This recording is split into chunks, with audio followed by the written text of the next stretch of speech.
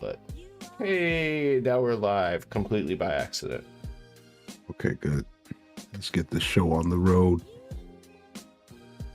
Chug. Good idea.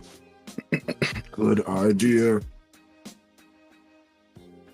I'm so used to how I have to hit extra buttons doing this by YouTube now that for some reason I thought I was still going to have another button that I had to press.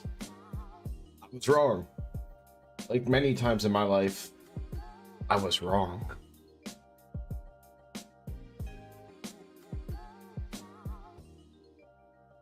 So while Sounds like me.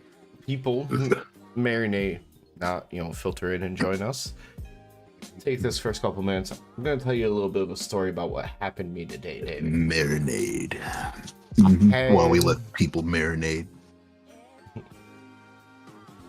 I had myself a Booker T, Hulk Hogan type moment at work today. Someone was upset. I was being as calm as I could be as they were yelling at me over the phone. And they decide to end the conversation with, while yelling, "I'm coming for you." In my head, that phrase is completely ruined by the Booker T fucked up on TV. I'm coming for you, ninja.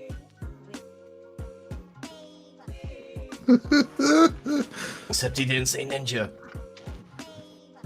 Coming for you. I mean, immediately just shit. And you see Sherry behind him, just like consoling him, like, "It's okay, baby. She's like, it's all right. You're not gonna get fired. You're gonna win the championship. Not one time, not two times. I'm gonna skip to next times. 5 times.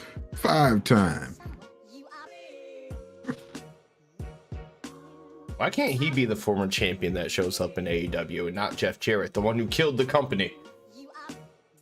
Not legitimately. There's so many other bad things. I mean, I already watch AEW every day. Every week. But I would watch AEW that much harder with Booker T on it. He is interesting now that he's out of the business. You kind of find out that it wasn't him that wanted to get into wrestling, but he got into it, and he's more about the checks and championships, and that's because championships gets you bigger checks. But I mean, he loves it. He has a training school. He does all that good stuff. Like, I think Athena came through it. But man, some of the stuff that he says on his podcast, I'm like, some of it makes all the sense in the world, and I agree. And then sometimes I'm like, dude, you're being a total hypocrite right now. Yeah, I've heard that he does take a lot of shots at AEW, but he's a WWE guy, so it makes sense. He spent a lot of time in Impact / TNA, but yeah. I would say but he's basically a WWE guy. I mean, how many years? You figure probably close to 20, at least 15.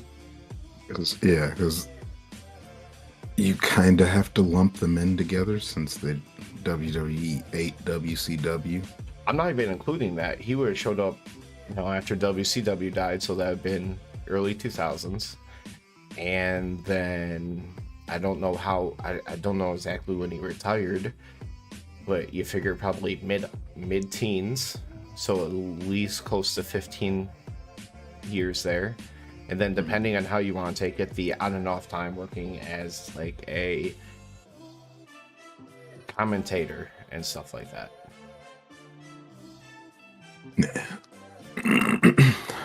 Yeah, I don't know. But yeah, I think he's just he's a WWE guy, man. He'll say stuff like, all there is to it. Like, he'll say stuff that's totally like, "Hey man, if it works for the crowd and it gets you over, that's all that matters." But then he'll shit on something like Orange Cassidy. It's like, but you literally just says if it gets you over, it makes you money, and it gets the fans spending and all that stuff. That's all that matters. And how are you shit on someone who's doing that very, very well? Don't you be talking about his lady humps. Gets the people going.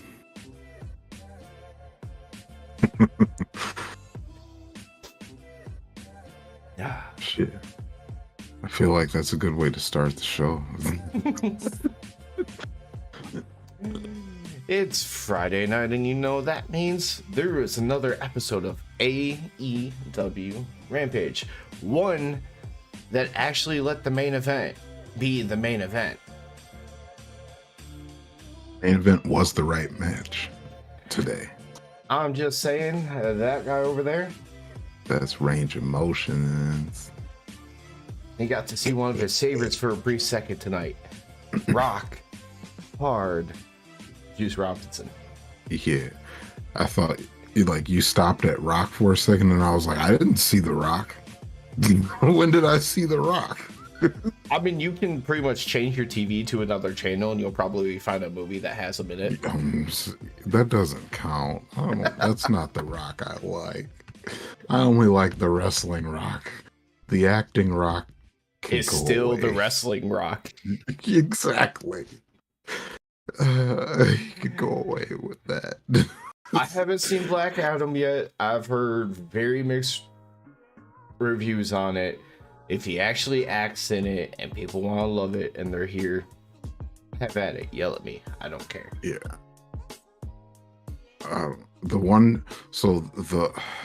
Since I'm talking about it, the only Rock movie that I thought that he actually acted well, and maybe just because I love football movies, but I forgot the name of the movie. What was the name? Gridiron Gang. Gridiron Gang. Yeah, I thought he did well in Gridiron Gang. I think his character in that movie, I think that's a situation where almost like that role was like written perfectly for him. Mm-hmm. He has that history of football. He genuinely is like a good person.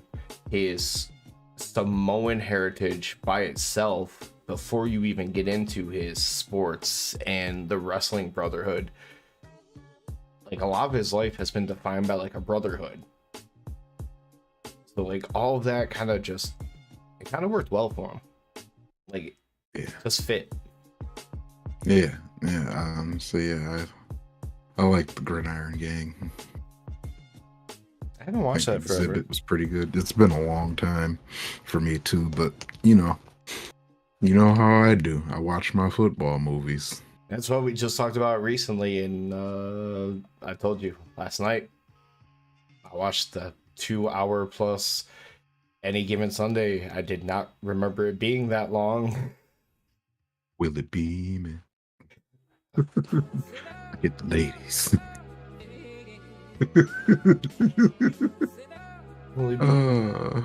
Got the ladies screaming, and all my fans This song pops in my head all the time. I hate it. I honestly, as watching the movie, there's another thing that I completely blocked out. I forgot how many dicks you see in that movie. Yeah, because it used to come on TV so much. You don't see the dicks on TV. That's true. I probably have seen, since the movie came out, that's probably where I would have watched it the most, is like catching it on TV randomly, or at least parts of it. So that does make sense. But yeah, you're not gonna see the dicks on TV, so that's why you don't remember all the dicks. I got to the scene where they're in the locker room and you see the first one, and I'm like, okay, that like shock value in my head. I'm thinking that's it. No. You got all the dicks after that. Just about every single one of them. Unless your name was LL or Jamie Foxx, where you could write, "I will not show my dick on a piece of paper," everyone else are like, "Dicks out." Yep. Everybody else hanging. And you've been in a locker room before. That's not what it's like. He, everybody's not walking around with their dick dangling.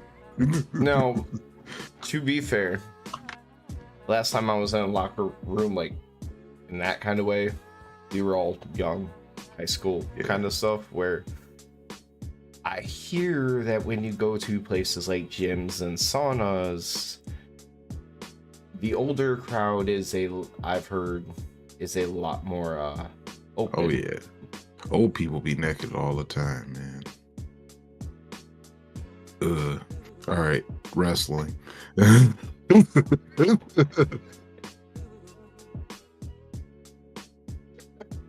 Oh yeah, I forgot we technically started the show. Thank God we have a clip show now where I don't have to cut this out. I'll just skip past it. The 2-minute segment talking where we talk about senior citizen dick.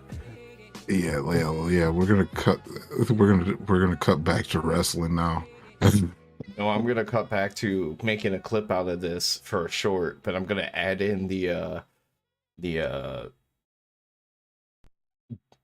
Big Daddy scene where he talks about the dude's old wrinkly balls. That's what I'm saying, man. Old people just be dicks out. They don't give a fuck. Old people just be nasty.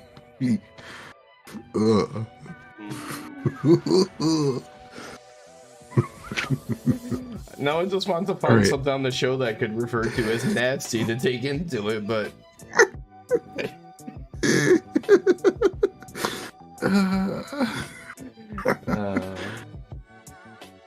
I should download a clip from the Eminem CD, the censored version, when he had like the Mr. Mackey invitation where he goes, drugs are just bad, okay. And every time we start going crack it up, just put that over.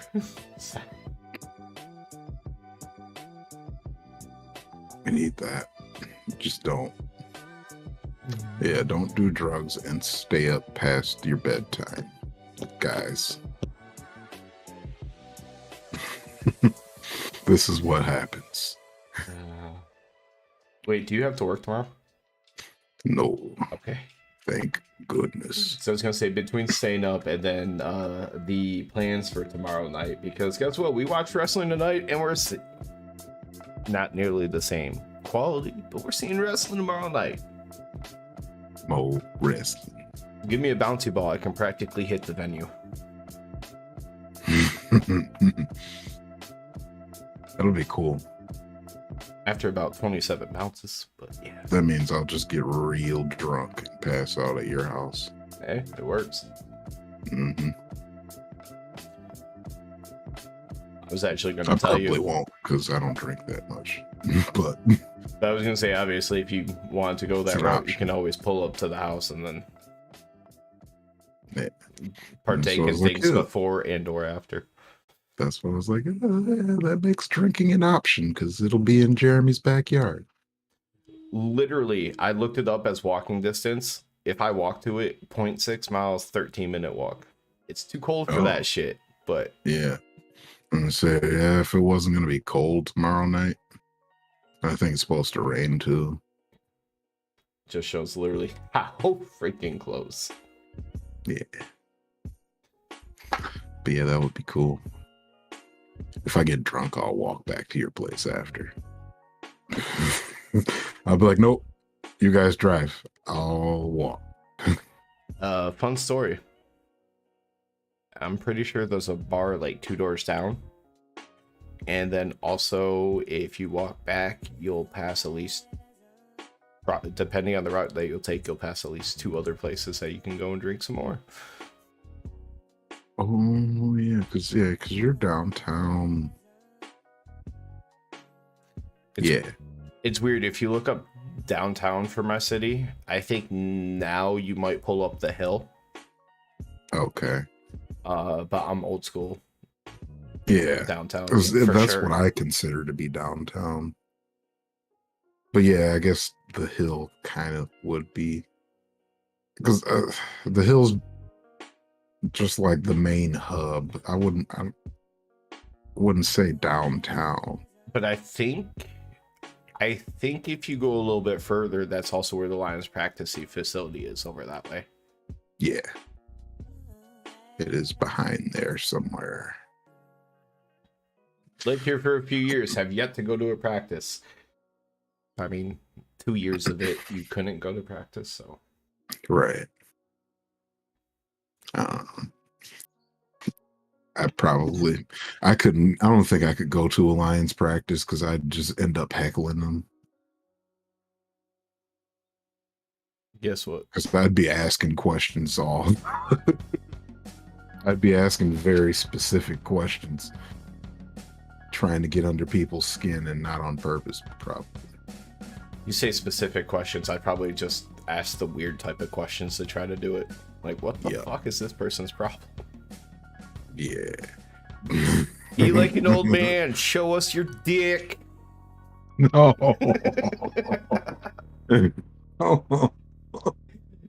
Everyone at practice is just so thrown off for the rest of the day. Yeah, it's so weird. Like I'd ask questions like, why does Jared Goff's face do that? Like, just why does it do that? His face is just, there's something wrong with it, and I can't explain it. No, I 100%. Like I don't know what it is, but there's something wrong with his face to me, and I just can't look at him. And I'd be like, what the fuck's wrong with Jared Goff's face? Like, he needs to change his weird face. He's got enough money. So let's see. Next year, there's no way in hell we have to look at him as a starter for 17 years. No way. For 17 years? Games, sorry. If it was 17 years, I would have abandoned ship. Yeah, for 17 years, I'm done watching football. Like, all right, Patriots are bad still, and none of the players I like are there. Can't root from a team from Ohio, so can't even like the Bengals. Yeah. And it's like, I'm not about to be a Bears fan. The Steelers aren't doing so hot right now, and that's my other team. Even though right now they're sucking and sucking bad. Maybe I would just become an obnoxious Raiders fan. Oh yeah. My dad lives in Vegas. So I get to wear team gear and still wear completely neutral colors all the time, which is right up my style. Listen, half the year my skin is pink to go with orange hair. Let me wear the neutral color. Yeah. Say, I don't know, man. I'm feeling your pain. I'm getting pale as fuck. Look at me. Look at me. I'm getting pasty. Do you see how white this skin is? Mm-hmm. Yeah, but I am a pasty black man. All right, so essentially, just because of the amount of freckles, like, you can see the whiteness in between, but man, once I turn my arm over, you can't tell if it's my arm or if there's like a flash going off. Yeah. Flash. Yeah, mine's not flashes, but look at that. I don't even look black anymore. Summer come back. I want to be brown instead of beige. I prefer brown. Okay, all right. We're talking about wrestling today, I think. I was trying to think how that twist. I was like, I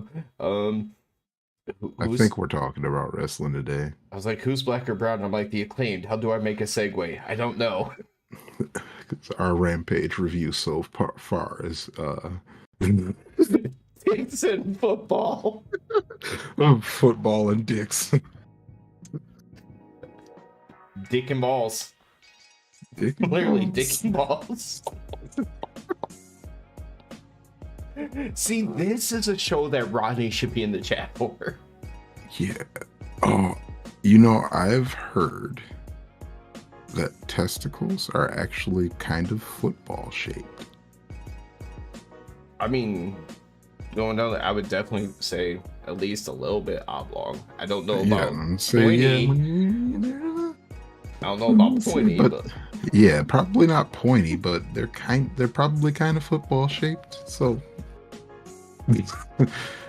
footballs and dicks, balls and dicks. Yeah, that's all we was talking about today.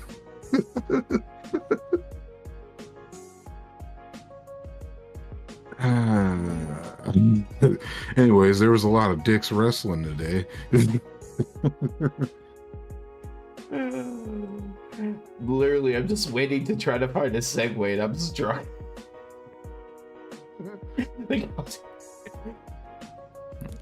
Start with the match that had the most dicks. Let's go the complete opposite of that. Okay, start with the least dicks. The dudes that scissor. Oh, okay, so there's... Because, I mean, scissoring. Yeah, they do scissor. No dicks in scissoring. Okay. All right. Except for them, I guess, but... that failed miserably. Yeah, I thought... Because you said opposite, I was like, oh, women's match? Well, scissoring women. Dicks. Yeah. Yeah, see, that one made me think too much. Drugs are just bad, okay. Yep. Don't do drugs. Nobody. So, we talked about how they actually used a main event for the main event of Rampage for once, which I'm so happy about. The opening match, at least they got one aspect of it right, though. You took one of your most popular stars with one of the more known and, for wrestling purposes, better theme songs, I'd say. Yeah. And you let him open the show. Darby's song is a pop. And it's one of those ones that it's like a crowd interaction because it has like that easy clap that goes along with it. And then that guy's...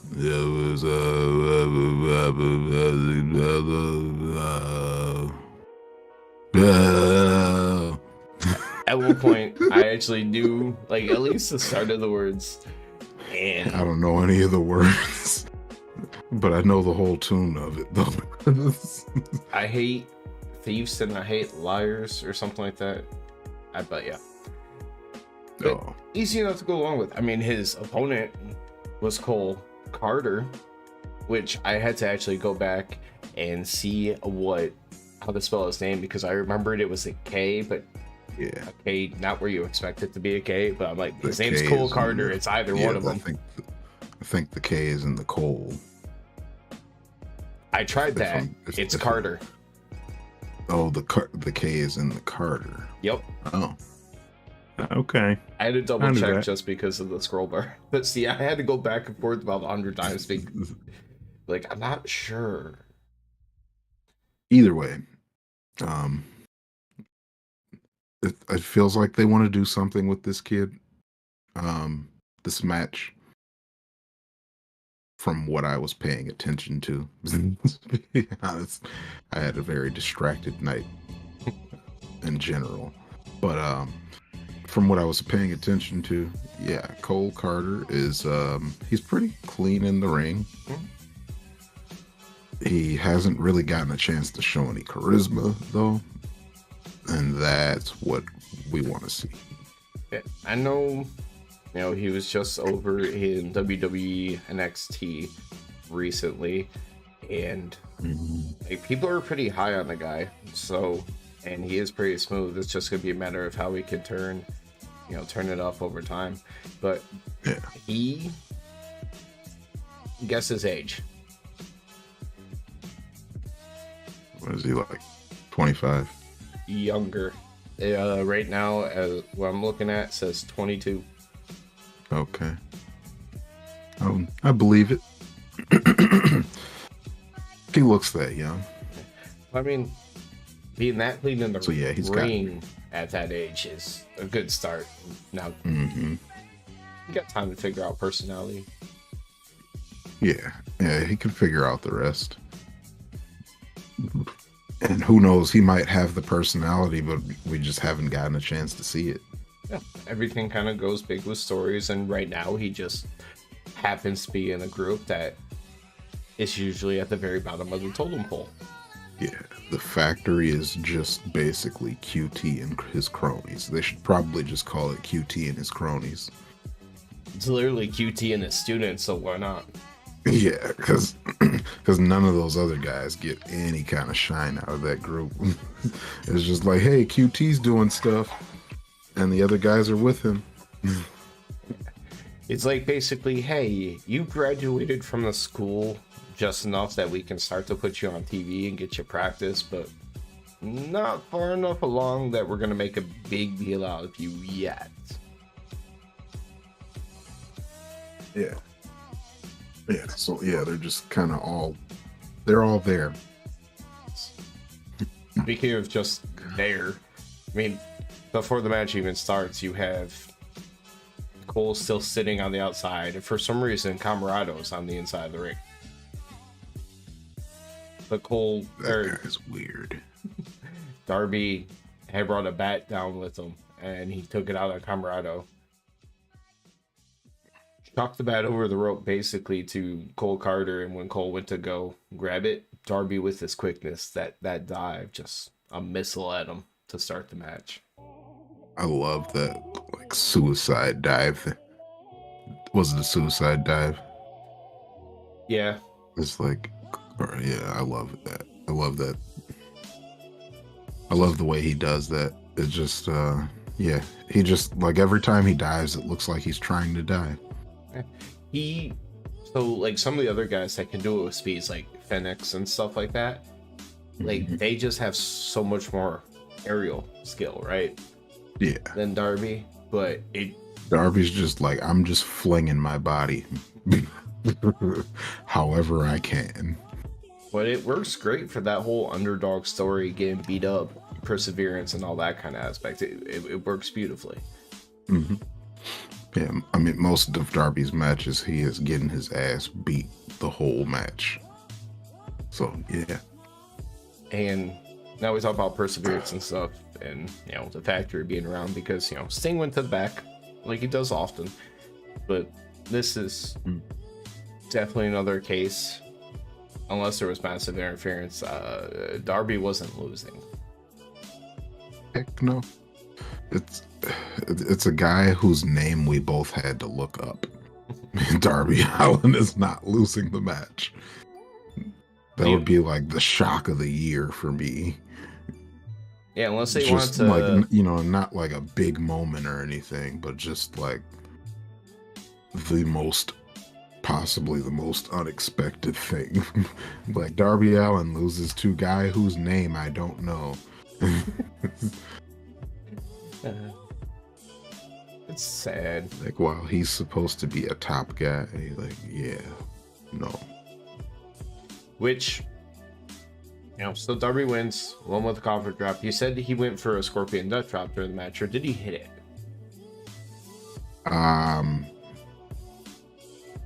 He did not. It got countered. Yeah, ends up winning with this coffin drop.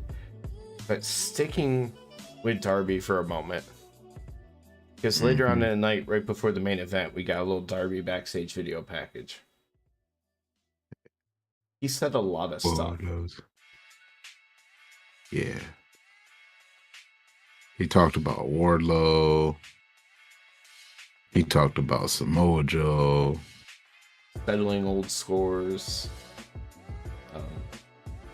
I mean, that's all basically. In a lot more words, he basically goes, I had to settle old scores. That's why I had to do it on my own. Had to, you know, Sting go to back. Let me do this on my own. But now, Joe, I guess Joe said something the way they worded it. They said, Joe, if Wardlow was staying in the back, I could challenge you for the TNT Championship, and now, you know, Sting can stay in the back. So, he wants his TNT Championship back. Yeah. He wants his title back, and they did officially put it up on the card, right? That he's challenging Probably. Joe on Dynamite.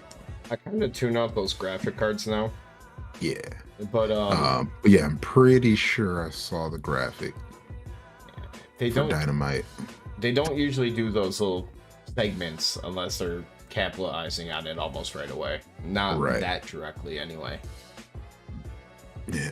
So yeah. Darby Allin facing another massive dude. Hold on. Gonna be a good match for Wardlow or Joe. Sorry. Oh, never mind. Winter is Coming is the week after. Not this Dynamite. So I was wondering, I was like, okay, if it's a big event, well, first of all, Joe's not losing the title right away. Right. Especially when he has other stories going on. Yeah. The only way he'd lose the belt this quick would be to Wardlow. And the only reason I had to bring that up is just because exactly where you were about to go with it. Darby versus big meaty men is usually where the story lies. Yep. Like, let him get the crap kicked out of Darby and overcome it. Yeah. I mean, he's not going to overcome Joe, but what he's going to do is highlight Joe. Like, Joe doesn't need to be pushed, but if you could push someone with a guy that's actually smaller than him, Darby Allin is that guy. And making nice matches in championship matches versus like Wardlow, he didn't really face anyone that's accomplished as much as Darby. Not so much. And a lot of his things were squash matches. So at least this gives you a chance to be like, Darby is a former champion. He's been a big deal in AEW from the start. It's already a bigger match than most of Wardlow's TV matches. Yeah. I complained about Wardlow's reign from the beginning. And like I said, I think that judging by how big the reactions are for Wardlow in the crowd, we are on the outside looking in with this because, man, AEW is real bad at using Wardlow.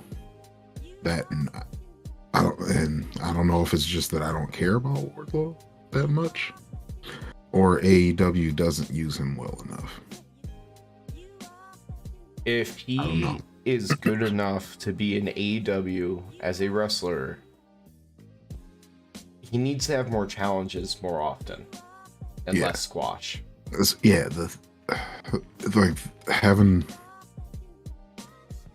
this unbeatable champ thing, you only need one of those. So it's either him or Jade has to lose, and nope. I was wondering if you were gonna think about her, or if you were just gonna go right and be like, it gets old fast or something. I was gonna be like, but Jade's been doing it longer. Say Jade, nah. There's still a reason for Jade to be doing it, but if Wardlow's gonna be getting to the top of the card, he needs to have competitive matches. Like, you can't do the Goldberg squash all the way to the top thing. Mm-hmm. And I think perfect example is like Jade may not be as good of a wrestler as Wardlow when Wardlow actually wrestles. Yeah. That's a big win because it doesn't happen that often. So since their match quality is pretty on par with each other, at least one of those two can talk. Yeah. I'm gonna say Wardlow needs to have competitive matches. 'Cause, yeah, I can't. I don't know. Him squashing is just not working for me. That, and we already saw that Powerhouse Hobbs is bigger than him. I never, and that's another thing in general, I've never found people act like he's a huge dude. He doesn't seem that big compared to almost anybody. Yeah, unless it's one of the Hobbs and Brian Cage are bigger. And Brian Cage isn't even tall. It's just that he is fucking built. Yeah, he's just a boulder. Yeah. So, I mean, he's just like Hobbs And is the like boulder. twice as thick as him, as Wardlow. So, like, he's not even that big.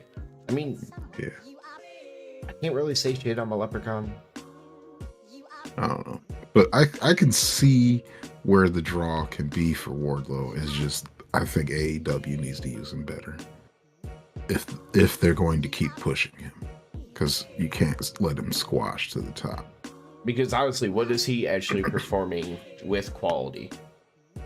Exactly. Not his promos, not his squash matches. Exactly. We gotta, yeah. Like I want to see some real wrestling from Wardlow.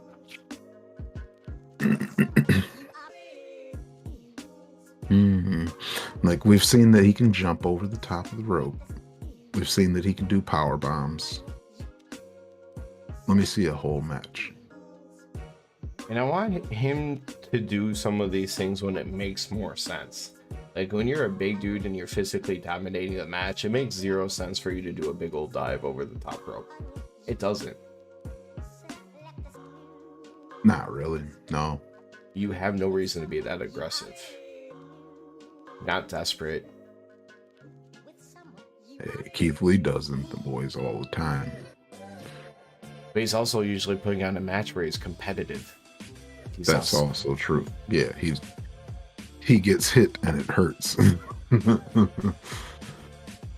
So he's okay to drop his anvil of a belly on people sometimes, I guess.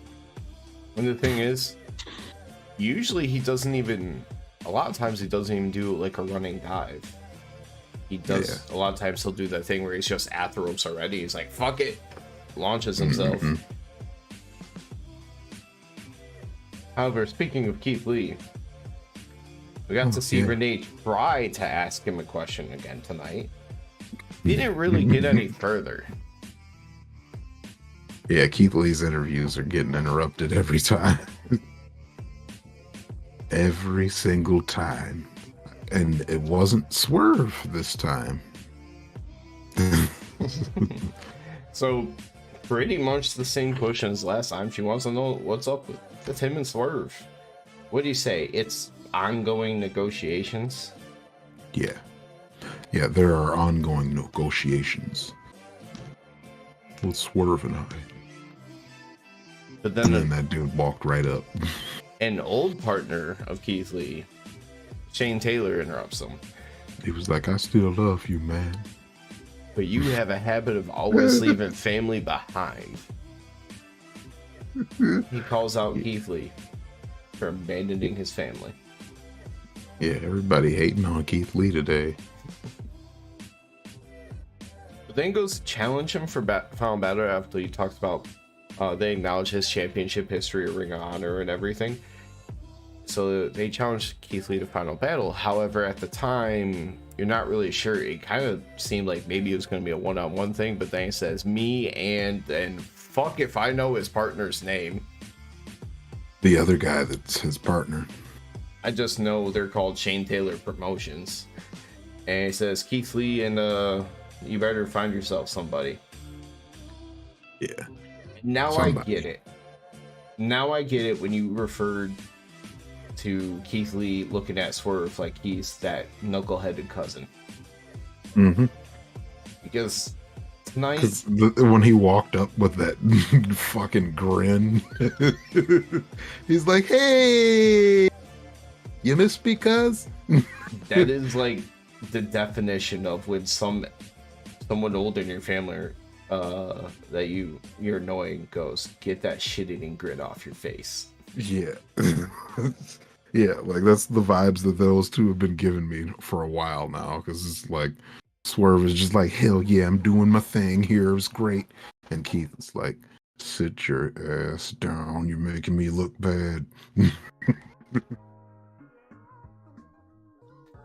So, but yeah, Swerve just walks up, just and Doesn't even say anything. He talked about being lately. I'm sure it wasn't even necessarily on purpose, but we have that old thumbnail when they're in a tag team match that they're both kind of using the ropes to like climb up after a win, and Keith Lee is looking over at Swerve, and Swerve is sitting there biting the rope, kind of still smiling. Yep, and he's just like,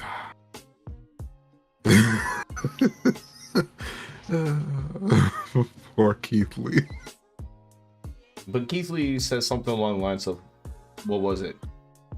Mm-hmm. Can I even count on you? He sighs, and he's like, yeah, and this was he's like, can I even count on you? And the look on Swerve's face said, nah. So we said but this he didn't say nah. during the show when we were talking. Between that being like the end line of this and the fact that Keith Lee walked out on Swerve, is this going to be a 3-on-1 match in the end? A turn on Keith Lee? I think so. Considering they brought Shane Taylor onto AEW TV, I mean, obviously for Ring of Honor, is this going to be, you know, Swerve now has Shane Taylor Promotions backing him up?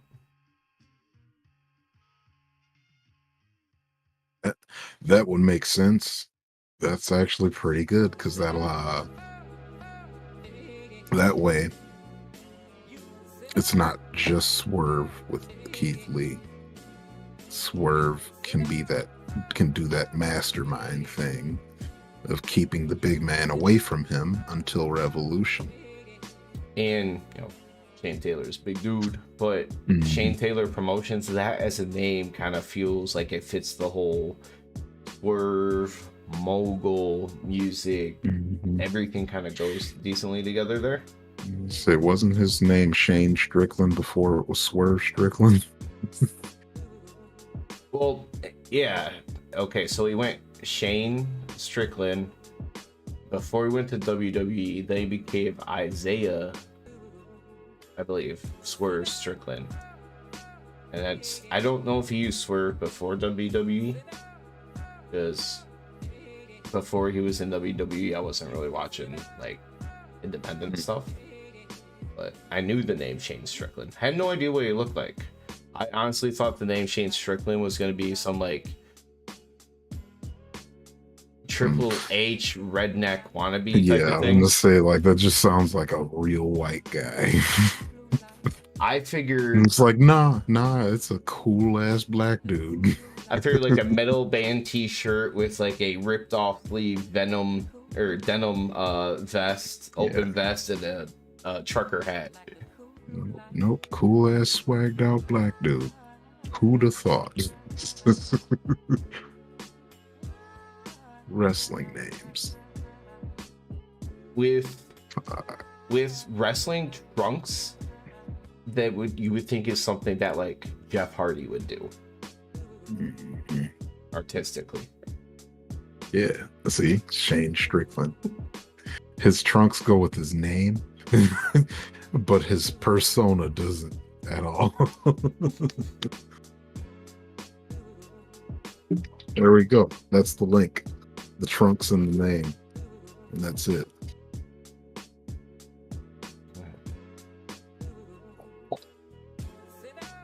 So we're going to talk about something you love, and we're going to talk about something you hate. All in one kind of swift little thing. Because Renee Paquette, she brought out the Acclaimed. Yeah, she did. You know, because on Wednesday they said they basically want to challenge the best tag team that's out there that they can challenge. And they would talk about it on Rampage. Cool. Anything of note about the rap? I actually didn't catch much of it because my sister walked in at that time. I missed a lot of the lines. I know they made a Balenciaga reference. I want to go back and listen to it because I thought they made a joke about Glenn Jacobs' tweets. which would pop the hell out of me if they did. So. Oh. Yeah, I did not hear much of it at all. The promo itself, completely from the start, kind of obvious where they want to go with it. Yeah. They got the crowd into it, and I don't even think they intended really to get them into it as much as they did, because they barely even had a hint at FDR. I mean, you don't really have to. Yeah. Because anytime anyone says something about best tag team, the crowd chants FTR immediately. Like when the Young Bucks try to say they're the best, FTR. But before they got to FTR, they kind of mentioned a couple of things in the fact that Jeff Jarrett and Jay Lethal can't cut the line. I feel like there was another thing because they had 2 points, but I forgot what the other one was.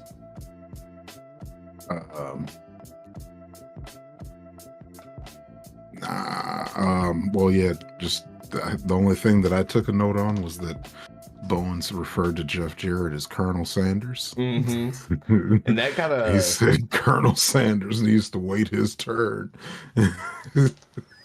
Renee's sitting in the middle trying not to die laughing. She's like trying to hold up the mic, but like trying to hold it together as best as she could. Yeah, he says, yeah, Colonel Sanders needs to wait in line. But yeah, there's a team that's been waiting. And they said they wanted to face the best. Crowd chanting FTR. Cue Jeff Jarrett's music.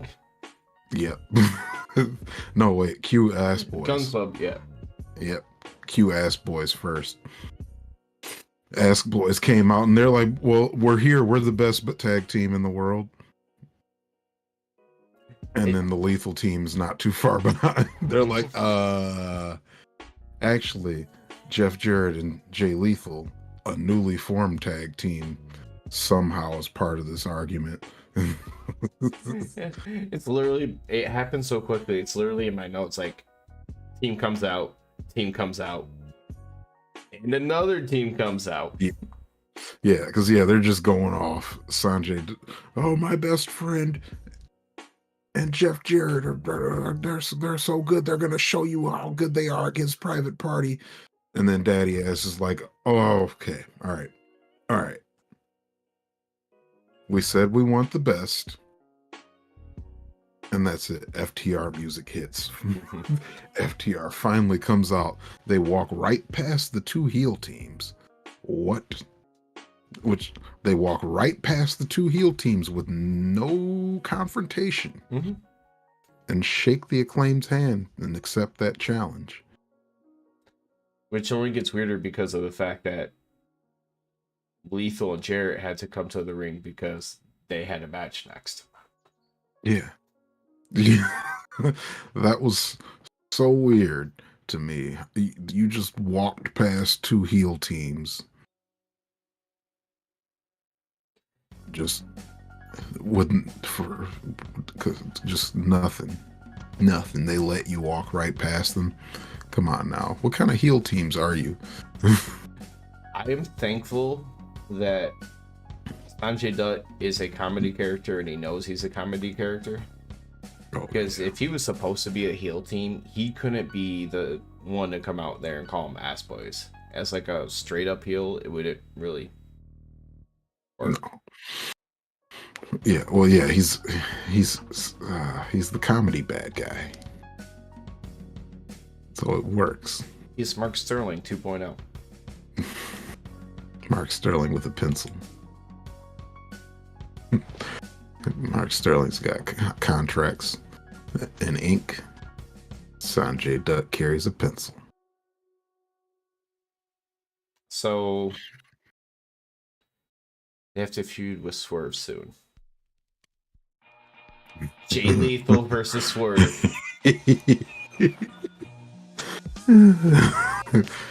So we can get Swerve banned from AEW.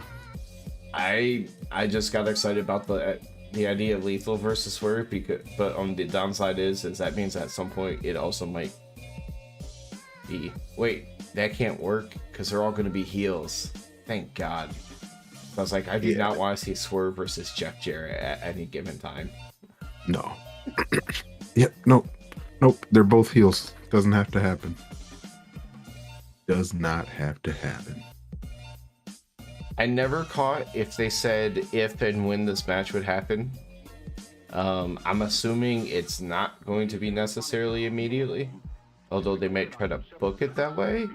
But considering what happened before this match, we know an 8-man tag match is coming. Some variation of it. Something's happening, or it might be FTR and Acclaimed versus Guns and Jay Lethal and Jarrett. Yeah, that, or it could be that. J and Double J. J and Double J. J and Double J. Okay. J and Double J. I was like, there's a lot of J's going on here. I like that. The J and Double J. Or they could just be Triple J. So yeah. So as much as we could kind of find that promo weird, but we also got to enjoy the Acclaimed and get to see FTR like confirm that the title match is coming. Then there was the downside for you. So we said Jay Lethal and Jeff Jarrett were gonna have a tag team match. Mm-hmm. Considering promo that just happened, you have to build them to be some kind of contender. Mm-hmm. So they need to win some matches as a tag team. Yeah, they did have to win a match against Private Party. I at least got to hear Private Party's music. I got to hear that shit. They made it out the streets and then they made it to the bigger leagues, okay? Shots. The song is the best song in AEW. I don't care. I'm so happy I got to hear it, even though obviously they had to lose this match, and I just kind of tuned it out because it was the most obvious they have to lose kind of situation here. And I'm tired of watching Private Party lose. For some reason, the ref was seemingly distracted, but I don't remember why they were distracted because it looked like it was on a competitor who was actually in the match. So I don't know. The ref was bored. He was just like, yeah, I already know what's going to happen. The next thing just waiting to count to 3. Next thing I know, Jeff Jarrett's the non-legal guy, hits the stroke, and Jay Lethal pins the dude for the win. Because not paying attention, not only remember who was legal man who took the pin. I was like, oh, it's over. Yeah, I usually notice that, like, for the continuity, like, who's the legal person. Because indie shows, I definitely notice it a lot. Like, the legal man will not get the pin. GCW a couple times. I was like, the one tag match that was actually like a real tag match and not like a death match. Death match. Yeah. I was like, yo, I don't know who was legal because at one point someone tagged out. Wait, which GCW show? The most recent one in Detroit. Okay, so I was gonna say we've technically been to 3. Yeah, I'm gonna say we've been to 3 now. Yeah, but yeah, that one. No, so I can't remember who was in the match. So the only regular tag team match was Allie and Effie versus the dude with the cane and somebody else. Yeah, that match there. So at the end of the match, Effie was never legal, but he got the pin. Because Allie never tagged him back in, but he was doing all the shit. 'Cause I'm trying to remember. I knew how it ended because he did like the power bomb, and she did like no, she had him up for the power bomb, and Effie did the dive off the top rope. Mm-hmm. You know what it probably was, and we'd have to go back and I mean we have the clip, we have the footage. It might have been one of those blind tag things because Allie did the power bomb like out of the corner. It might have been one of those, hey, I slapped your back. Tagged in. Doubt it. I was paying attention. I mean, it wouldn't Brandon was surprise me. paying attention. So I was like, hey, Brandon, did you see a tag? He was like, they didn't make a tag. And then we were both just like having trouble focusing on the match after that because I was like, the continuity. I missed the continuity. There's no tag. That means that none of this is legal. Oh wait, did you? So you're not talking about at the very, very end? No, because that was, it happened like a few minutes before the end of the match, and everything after that was just like, all right, well, he was never legal at any point. Referee's discretion, man. If the teams line up with it, it's okay. Yeah, all right. I don't know. I think that's legitimately how they explain it away somewhere. It might be in Mexico. See, I know there's different things that are a little bit weird. Like Japan does 20 counts outside the ring and 10 counts for the 5 counts in the ring. Well, some of them at least. So The Ring of Honor counts are 22, aren't they? I'm not sure because I've never actually watched any of the pay-per-views since AEW right before. I think I remember it being 20. Now that 20 is usually faster. Yeah, because it's not gonna be 1. Let me go get a drink, pop some popcorn, do my laundry. 2. Yeah, take a drink, take a long swig, make sure you get hydrated. 3. That was perfect. No, yeah, Japan's definitely more of a 1, 2, 3. So yeah, their 20 is gonna be about 10. That's an American 10. It's probably closer to an actual 10. Yeah.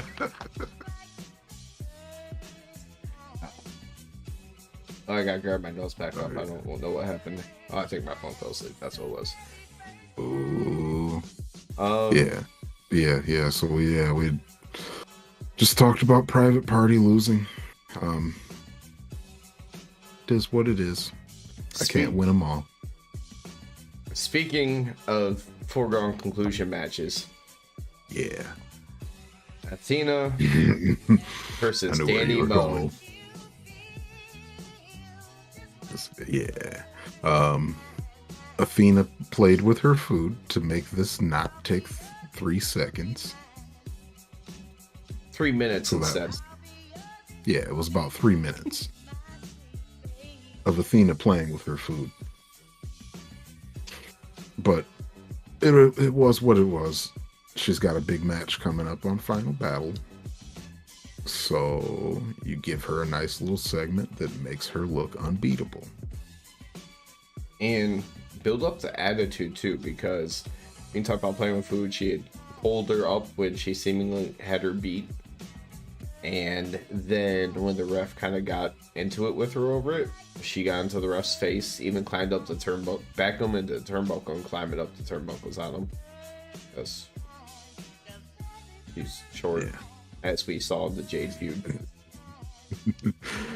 Oh, Athena, so small.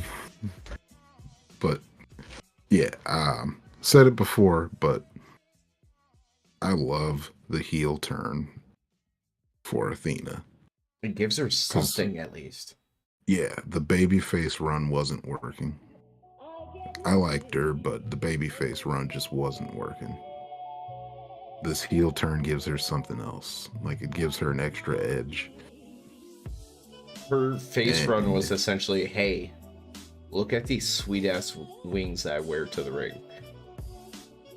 And no other personality. Like there wasn't, they didn't give her anything. It's, Yeah. well, I'd say they didn't give her anything. She also didn't really show much of anything, but AEW doesn't really give them much of a chance often. So. Nope. But hey, this heel turn though, this shit's working. Keep that going. What's not working for me is AEW not giving us names of so many finishing type moves that people do, because I still don't know the name of anything fucking Athena does, or at least what they'll call it in AEW. So, crap.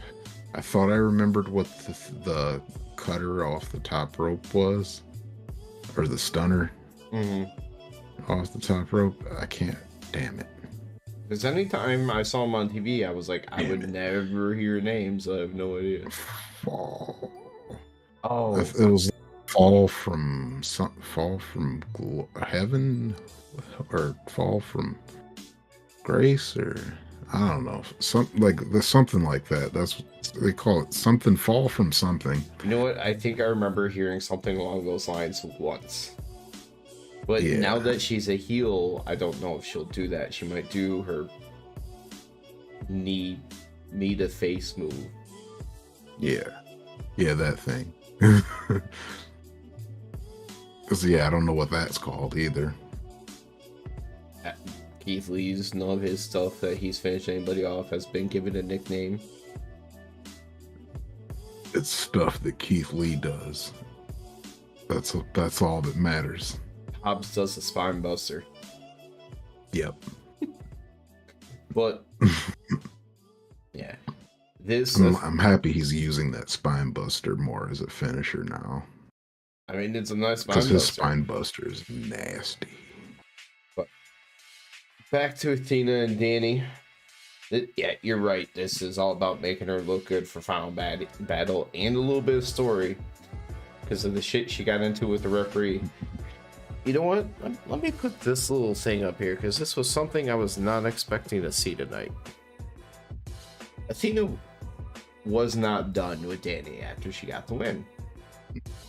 She picked her up in like a suplex position and chucked her over the top rope to the floor. That was nice. It was nasty looking. I mean, it makes sense as a safer move because at least you're giving the chance for somebody to hit their feet and then like roll back or whatever. The way that they get tossed, but not something I had ever seen before. So I had to put up that little, hardest of the night graphic because it stuck out at least for me. Yeah, that was I think that was my hit of the night choice until we got to the main event. And then you'll be surprised probably of what my choice is.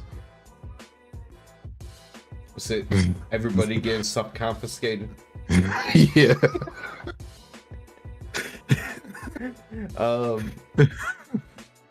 So after though the refs start coming out, they're trying to separate everybody, and Athena starts back up, and then she does a running knee to Danny when she's laying up against the steel steps. Steel steps, yeah. Yeah. And then she acts like she's about to hit Aubrey again, and everyone freaks out. Mm-hmm. And then she just kind of smiles and walks away. I wonder. Her heel turn is working. In the end, what is the story gonna be with Aubrey? I'm not saying like a major story, but I feel like it's going to lead to something that's planned. It may be subtle, may not be a big deal. Like maybe Athena's doing some crap in a championship match, and Aubrey's like, "Fuck this shit! I'm getting it in your face. I'm telling you the rules." Yeah, yeah. Like it'll probably be, like how Aubrey will get in Jericho's face on a From regular day basis. one. Yeah, like she'll hop in Jericho's face, no problem. Like it might end up being that kind of thing where she's just like, "Look, I don't take your shit because you beat my ass once already."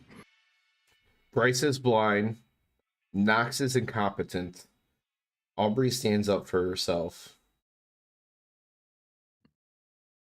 And I'm not sure if any of the other refs really have much personality. So the other ones I don't pay attention to really.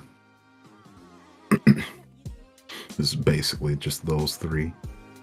Because Rick Knox will always like look to the whole look around like, what the hell's going on? Yeah, he's always the one that gets some stuff pulled over on him.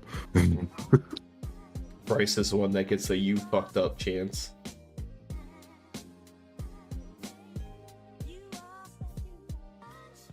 Yeah, and then Aubrey just gets cheers.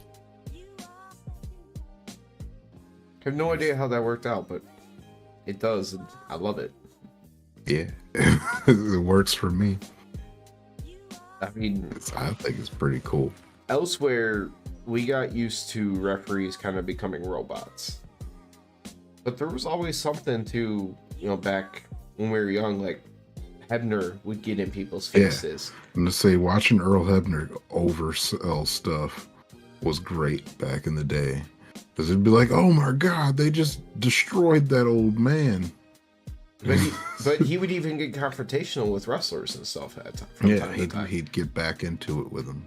And then knowing that you're a WCW fan, Dirty Nick Patrick. Yeah.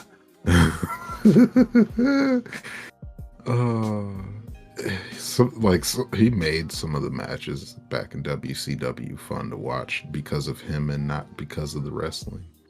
I can't visualize his face like I probably would have when seeing him on TV all the time as a kid. Mm-hmm. But if we had to make a WCW movie, Danny McBride as Nick Patrick.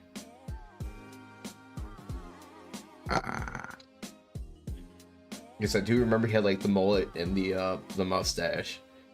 He could do it. That would be fun. And he would play a very good, dirty anything really, but So he definitely has a very dirty look. It's like, oh, you want to bribe me to throw this match? Take whatever number in your head, double it. Like reffing ain't paying enough. It's like, oh, you want to question my integrity? That's cool. As long as you pay me. Mm-hmm. He's like, it's cool. My integrity is worth as much as you can pay me.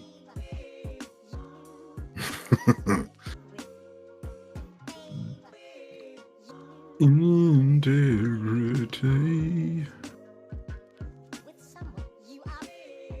All right, what's next? There's only one match left on the show, and then everything else is video packages. Yep. And I try to lump in the video packages where they made sense, where I put Darby's video package in there where it made sense. Juice Robinson is challenging Samoa Joe for final battle for the Ring of Honor TV Championship.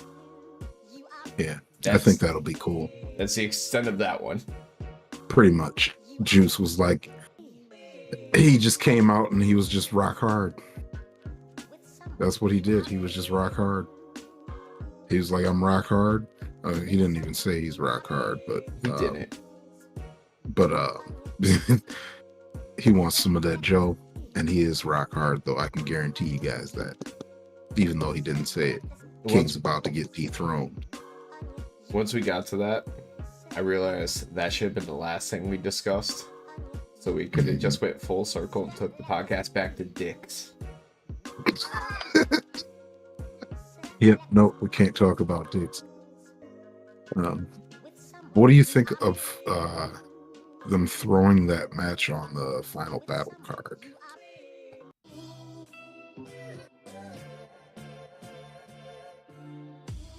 Um, You like it? You dislike it? it's not much difference than an You think it'll be random good? episode of Rampage where they just throw other Ring of Honor shit in. So Mm. Ring of Honor just feels like, hey, we're throwing shit together for the most part. Kinda, yeah. Yeah, I don't know. You need some stuff for this final battle card. Because I feel like they did better with the Ring of Honor card. Well, the super card, that's like their big event, isn't it? Yeah. So maybe that's why that one was so big, but I don't know. It was also the thing that was kind of happening right as they transitioned from being their own company to a new company with AEW. True. Yeah. Because, like, Juice. But I like Juice. The one match that I saw Juice in. I mean, I told you, I think Juice is like a modern Has day. got the juice. He feels like more of a modern day version of Brian Pillman than Brian Pillman's own son. Yeah. I think that's pretty accurate. Because he's got the juice. That or if Heyman and Mox had a baby.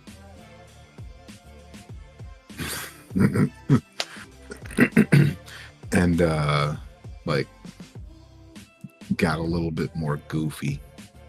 Like there has to be like, it would be like Hangman and Mox's comedic son. And that's Juice Robinson. Because he's kind of funny. Like, not too funny. Where he's a comedy act, but he'll make you chuckle. I mean, there was the thing I know that you care probably the least about on this show, which was Renee's sit down with Saraya. Hey man, this was very important to me. Okay. Saraya said so many things, and I didn't pay attention to not a damn one of them.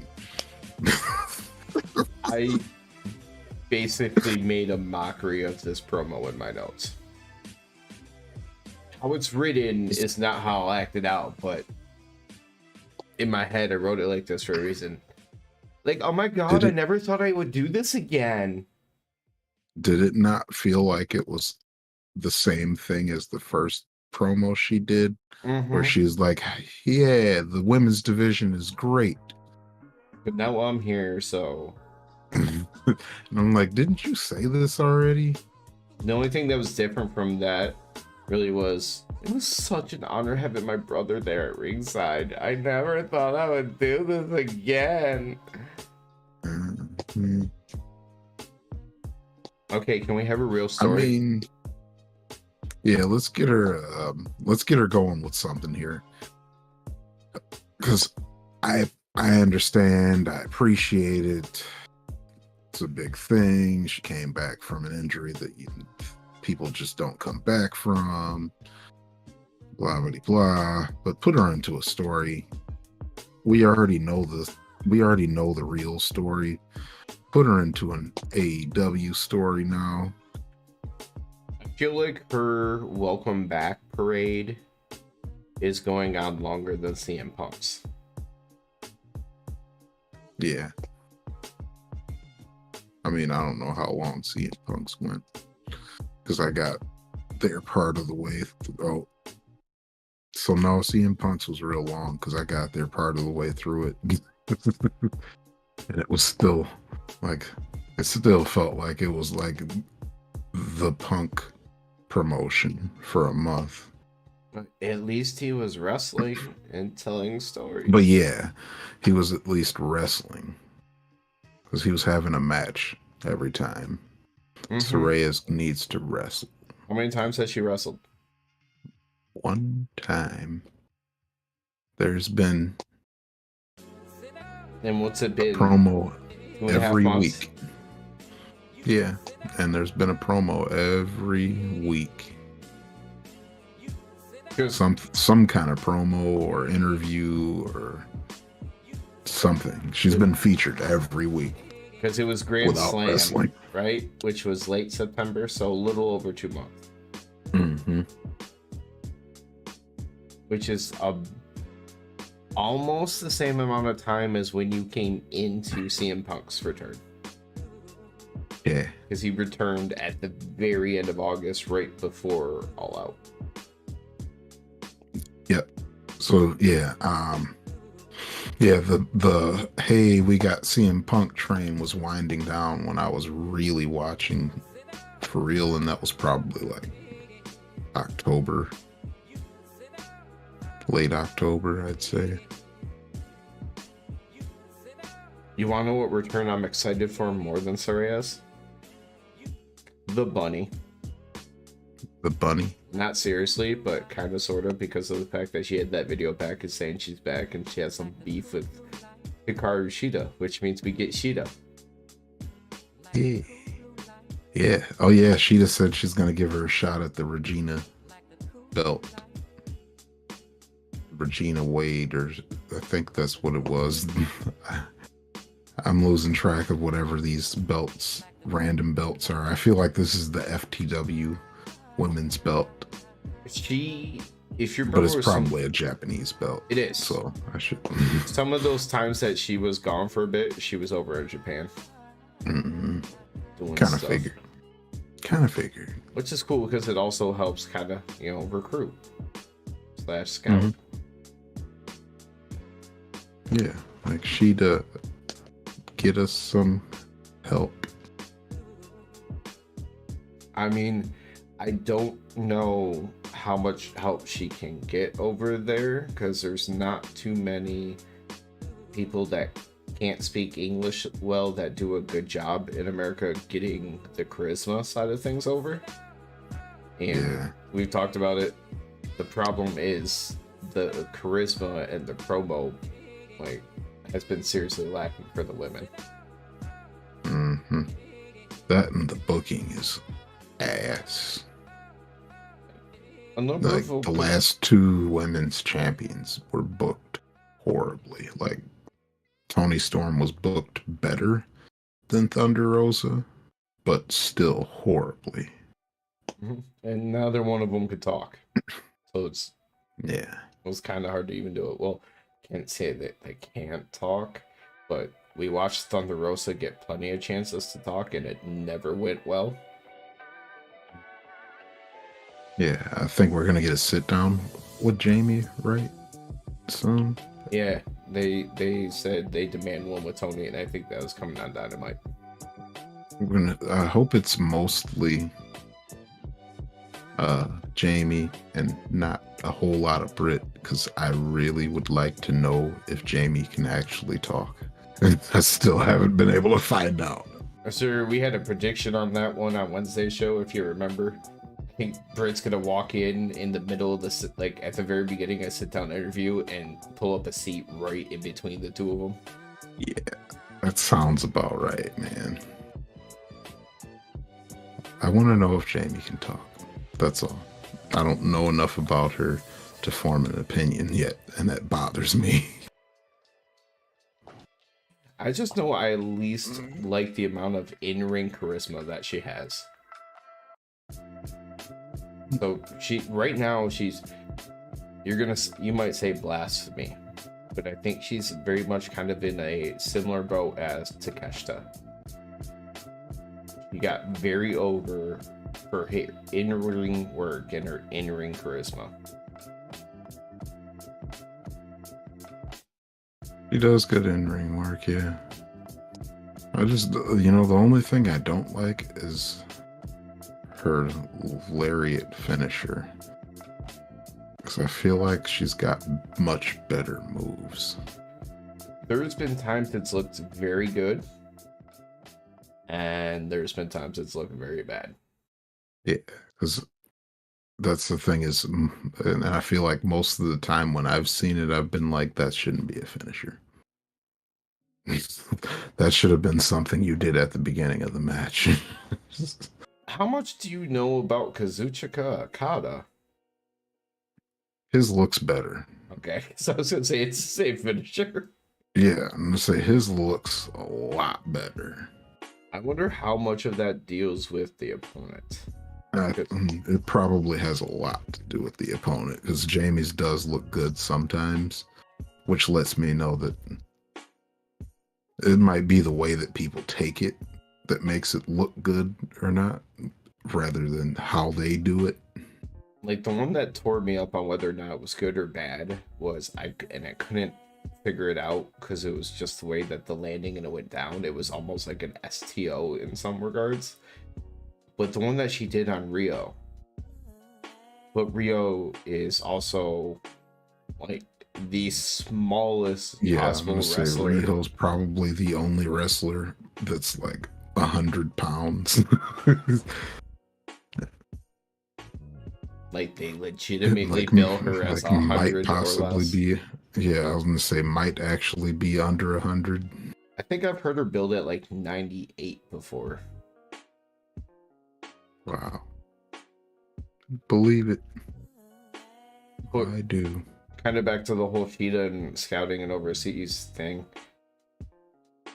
There is one woman wrestler that I know is based out of Japan that has that kind of in-ring charisma and does the better promo.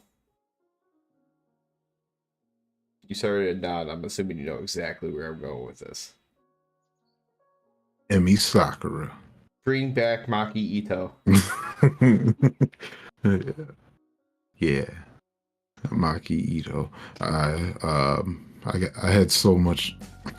I get so much joy out of seeing Maki Ito.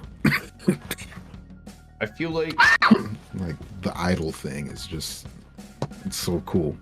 I feel like such a good idea. She would be the women's version of Orange Cassidy. She could be. Does a lot of funny things in the ring, but everybody loves her. That headbutt. This goes dead. The laziest headbutt ever. I love it. It's a weird thing. Like at first I hated it because it looked so awkward, but it was like I was like, what? And then it kind of clicked, and I crack up anytime I see it now. Like not knowing anything about her at first, just seeing her kind of do, I'm like, what? And then she's a lot of fun, and she can she's got that comedy like Orange Cassidy. She's got that comedy stuff, but she can really wrestle. I forgot I don't have a lock screen on my phone, but I made her pick my picture in my lock screen. I got the Jamie on the open screen and Maki on the lock screen, but I don't lock my phone anymore, so.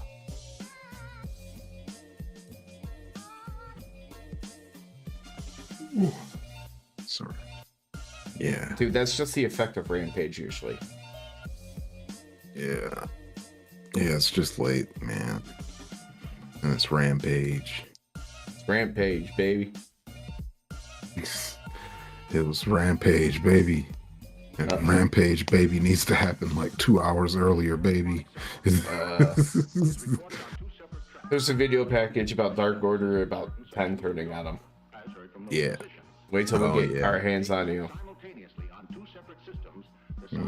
We already covered the Keith Lee and Renee thing. That was backstage.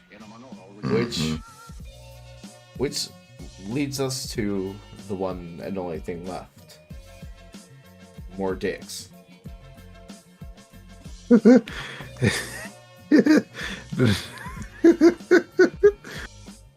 Now we're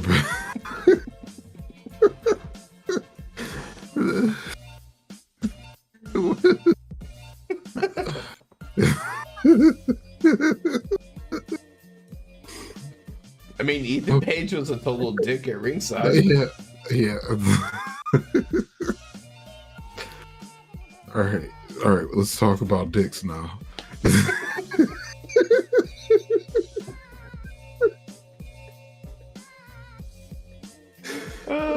Why couldn't our friends have been popping in for these conversations?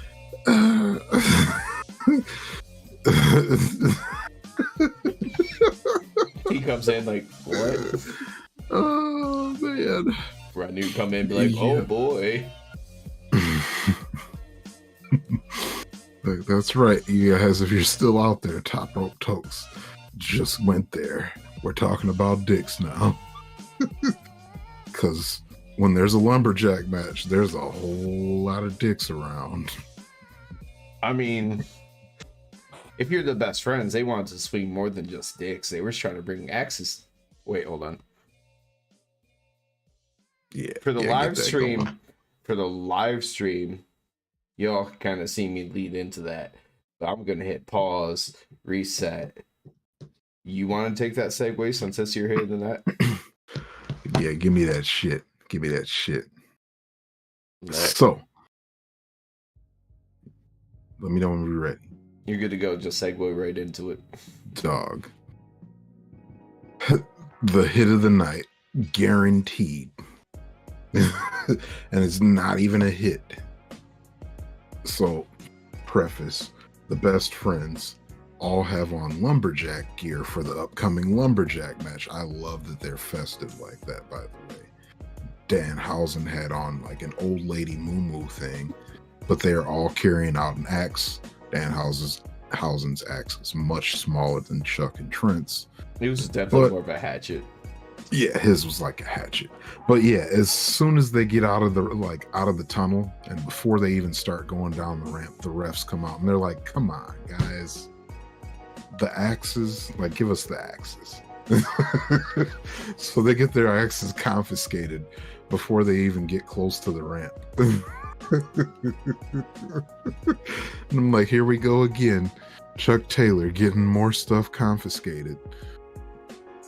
Oh, look, a chainsaw, which also would have hit the theme of it. He should have brought the chainsaw. Damn.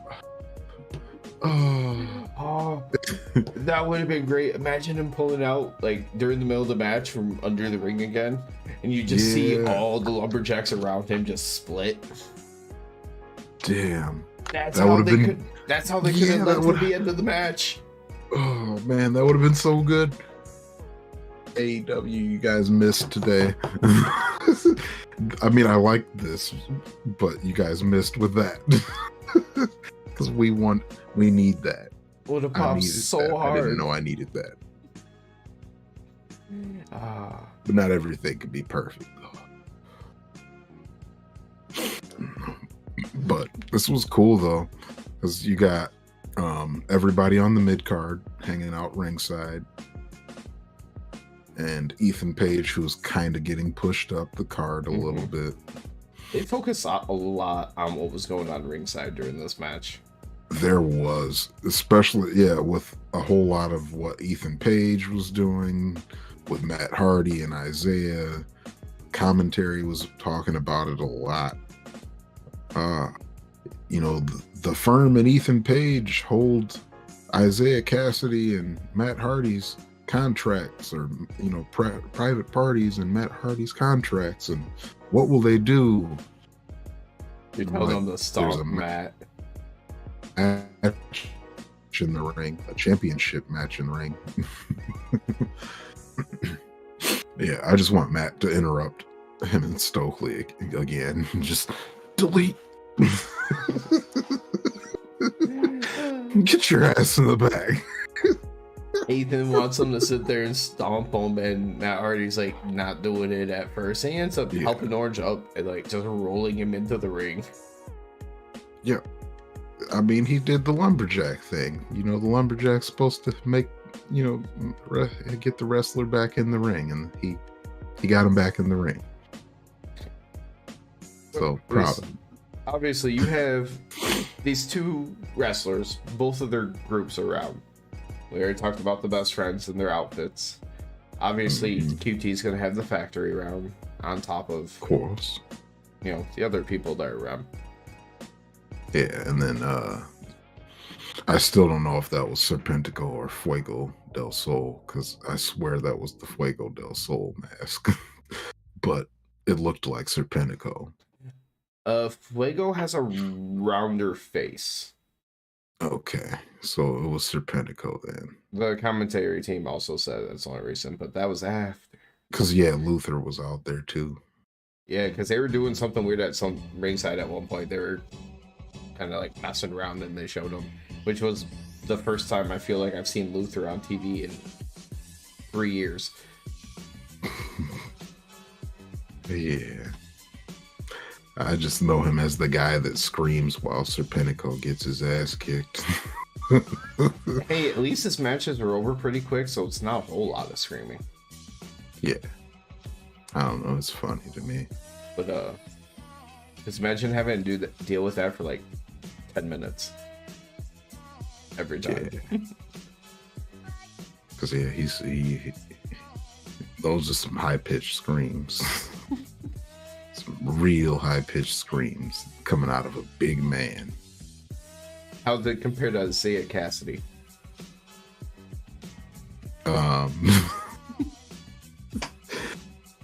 Isaiah Cassidy, he's just got his voice has got some range. That's all there is. That's what it is. Oh, man. But at some point they started all brawling, so you get the groups there, the lumberjacks. They actually start to leave ringside, which for whatever reason, I mean, we know why, but Penelope Ford starts randomly walking down the ring, hops on the apron, and distracts Orange Cassidy for a second. Kip Sabian's just on the other side like, hey, how's it going? Yeah. Throws him off into a nice diamond cutter. That was a good diamond cutter. I feel like QT's diamond cutter has improved a lot. When I first saw him use it, it reminded me of DDP in like 1997, 1998, where it wasn't that smooth. It's a lot smoother now. Yeah. Yeah, I think his diamond cutter is looking good now. I like it. Congratulations, QT. I no longer fully reject you being on my TV. Yeah. I like QT. I like QT for what he does. Now, yes. Going back like 2 years ago, it was a whole different story. Yeah. Well, one, I feel like he slimmed down. 2, he wore like bowling shirts. 3, he was balder. 4, he was even more of a joke. Like, he made a pay-per-view card to lose to Paul White, who has only wrestled like one match in AEW, and that was it. Damn. If he came out in bowling shoes with the bowling shirts, that would be great. Just be like a suburban dad. Because he looks like a suburban dad. It's great. I like it. I would love it even more. I would be an even bigger QT Marshall fan. But that diamond cutter was not enough. No. Orange Cassidy is resilient. Kind of hate that they buried the diamond cutter. Yeah.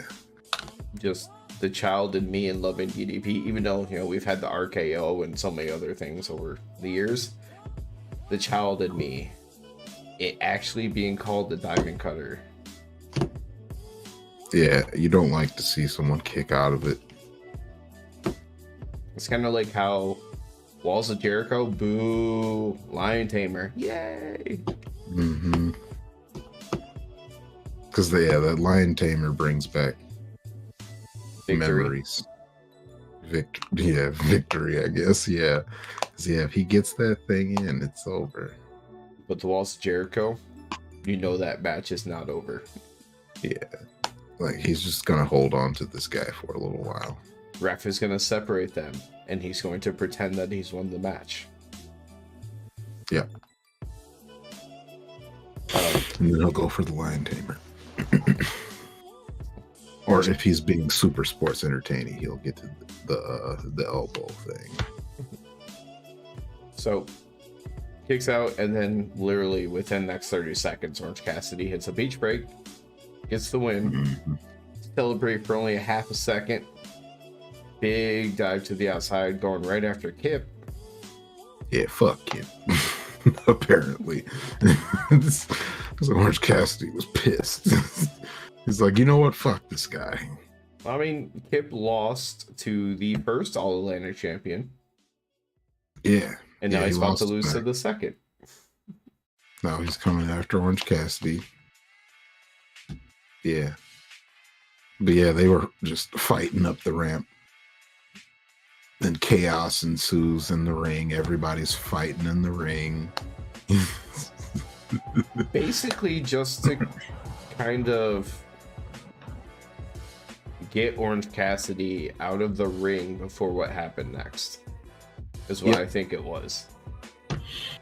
That and to set up whatever him and Kip Sabian are going to have going on.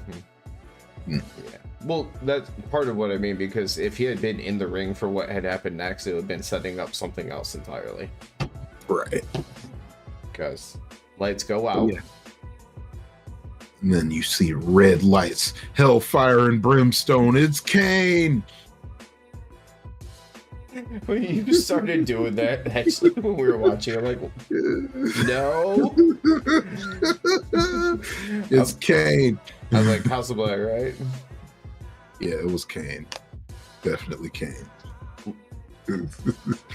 Not that this really matters a ton, but they start attacking everybody, but it's only Buddy and Malachi in the ring. Julia and Brody are like halfway up the ramp, and I think they were bringing people back into the ring for them to beat up. Yeah, they were like, get back in there. You gotta get. They're like, where's Serpentico? We need him to take a bump. Hold on. Actually, and that came right after probably the most interesting thing about this.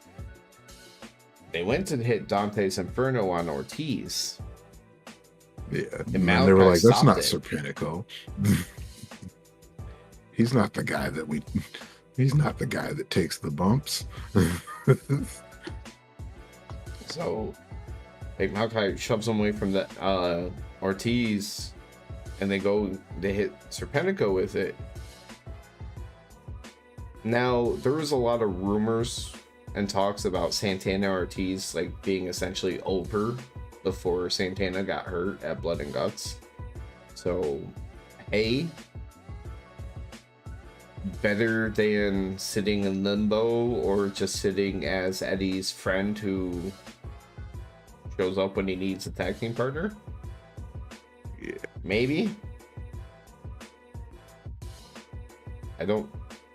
Ortiz is not someone that I would ever imagine like joining a House of Black type group, so we'll see. That seems like it'll be weird. Although, in a way, the guy that does this. Yeah, but in a way though, it would give a rhyme and a reason. And that joining the House of Black, nah. But it would give a rhyme and a reason for the face paint that he does a lot for like big pay-per-views. Yeah, You could explore. I don't know, but that's about the closest thing I could say. looks like a mime when he does the face paint.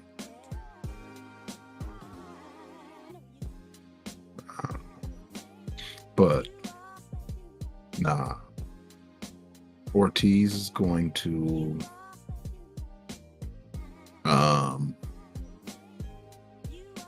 he's gonna do Ortiz stuff. I don't know. At some I point, honestly don't know what they should do with him. At some point, House of Black has set matches. Mm-hmm. I just feel like they're maybe trying to get them as strong as they possibly can, as quick as they possibly can. So when this best of 7 series is done, the Elite have somebody who signed up to can be a more serious contender. Mm-hmm. Yeah. I feel like we talked about it a little bit before. Maybe not on podcast, but obviously House of Black's going to have to be the next big trios thing. after this whole series is done. Because we both were thinking that it would probably happen like shortly after the pay-per-view, but that was before we knew this was going to be a series. And you don't have to go directly from one feud to the other, so it can give you a good like couple of months to try and build up the House of Black with actual matches to earn a championship match. Yeah. But also the Elite can go and face. Because this other is trios are there? This can be their big trios thing for Revolution. Yeah, because like they can make it like this. The timeline, they can make it work out that way. Because can you think of another trio that would make sense? No. Like, the sad part is I'm trying to think of heels that you can even put together. Because if they're gonna do something with anyone else, they'd have to start pushing them now. You know what? Do Sammy, Jake, and Garcia, because apparently Cool Hand and Daddy Magic are never going to be paid attention to as a tag team ever again. That's true.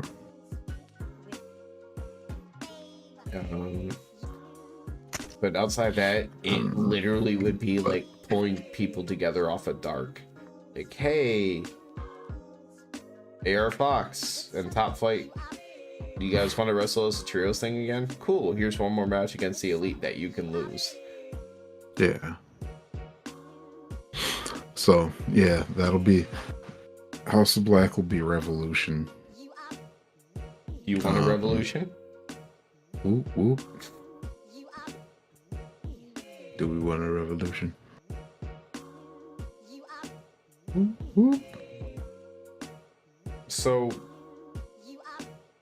I don't know if you've seen this report, news, rumor, whatever you want to consider it. That MJF laying Regal the fuck out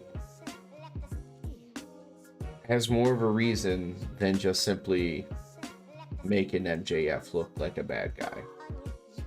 Yep. Yeah, I've been seeing the reports that Regal is possibly going back to WWE. There's lots of rumors around it. I haven't read up on it, but I've been, obviously, my news feed consists of primarily wrestling and Pokemon news. So, well, yeah, wrestling and football and Pokemon. I struggle because I've seen so much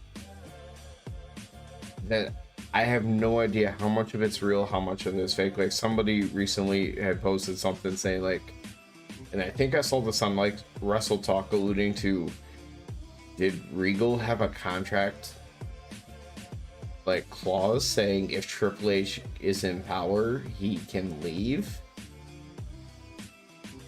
And I'm like, that just seems fucking weird. Yeah, like the one that I kind of read a little bit, they were just like, oh, there's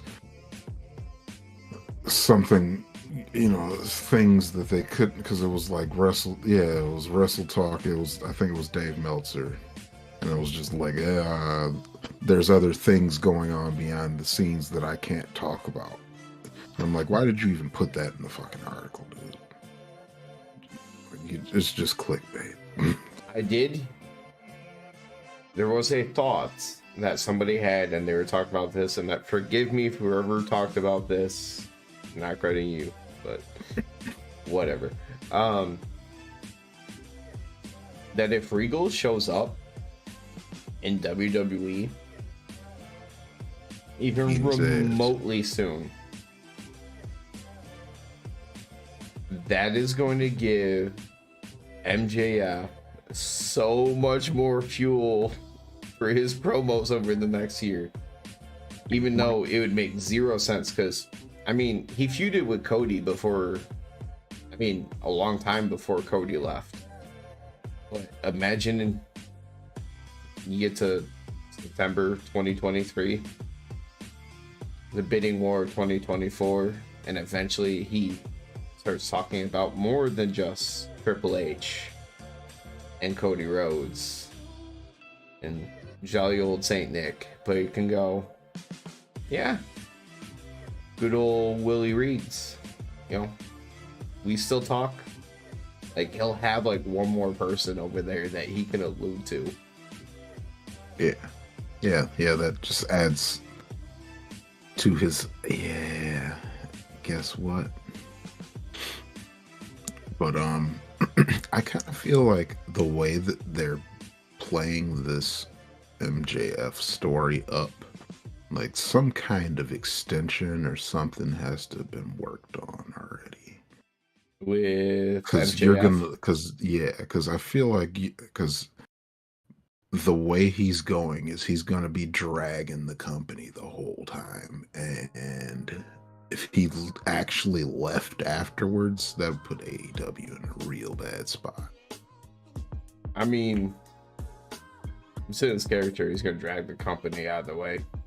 Yeah, that's what I'm saying. But if he left after he did it, especially the way that they're trying to work this whole thing,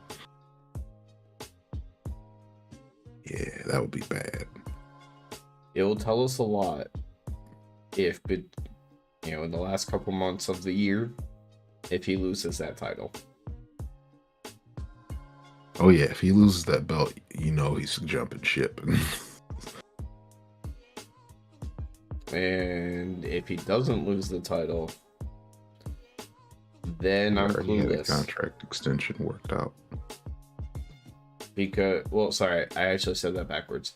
If he had a contract extension worked out,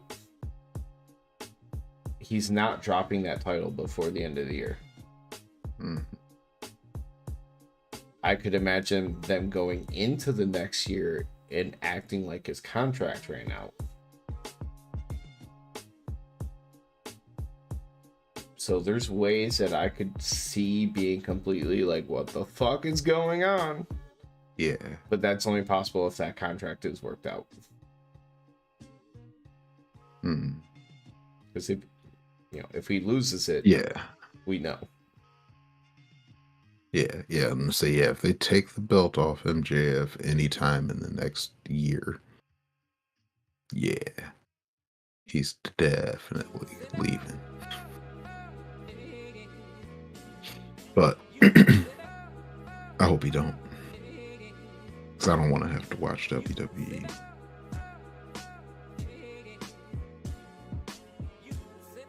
I would have to see how many other people jump ship in that next year, because that could be something that would make me think about it. Because I'm sorry, there are certain people that if they left, I'd be like, this is getting harder to stay over here.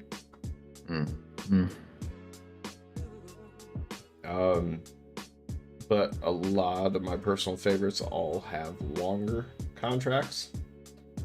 Like Adam Cole only signed a year ago, and you assuming he's still got a while to go, despite injury. I don't know if I would trust Hangman over there. Hangman's just not going. It doesn't matter. Yeah. The only way Hangman would go is if CM Punk is still in the company. I think so. Yeah. Like, the only way Hangman would go is if he actually had a falling out with the Elite. Yeah. Not happening. Like a real life falling out, not a kayfabe one. FTR would be an interesting one, because I know how good they are and I would want to follow them. But WWE has never truly valued tag team wrestling to that extent. I mean, Triple H did in NXT, so. They got the Usos. Yeah. And that's it. New Day, but with Big E hurt, it's a whole different ball game. Yeah. but usually, I mean, Triple H did good in NXT with it, but for a long time, it'd always be like, hey, we have 2 legitimate tag teams and then a bunch of thrown together people. PR would make me consider it.